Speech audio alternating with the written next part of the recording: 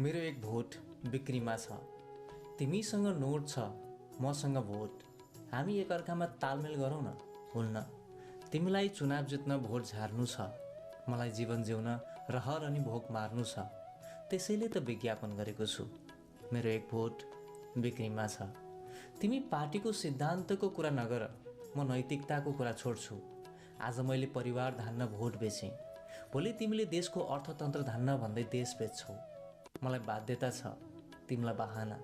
त्यसैले तिमी आदर्शको कुरा नगरिकन भोट किन्नतर्फ लाग। मेरो एक भोट बिक्रीमा छ। चुनाव प्रचार प्रसारमा आउँदा गाउँमा सिंहदरबार लिने सपना नदेखाउनु, जितेर रोजगार दिने सपना नदेखाउनु। म अचेल व्यावहारिक होइन, व्यापारिक हुँदै गएको छु। आफ्ना छाक टार्नको लागि पैसा नै सबै थोक हो भन्ने भएको छु। यदि तिमीले भोटको मूल्य बढाएछौ भने काका र दाइलाई पनि भोट दिन भन्नुहोला। राम्रालाई जिताउनुपर्छ भन्दै तैँ चुप मै चुप बनौला। तिमी किन चिन्ता गर्छौ? धितो राखिदेऊ बुढीको गहना र घर।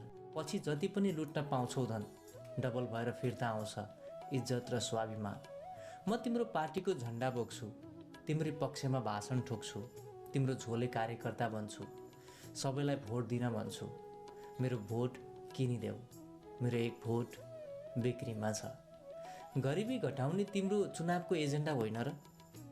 परेवालाई चारो जसरी पैसा छरिदेऊ, युवा युवतीलाई पासपोर्ट 40 कटेकालाई रक्सी भरिदेऊ।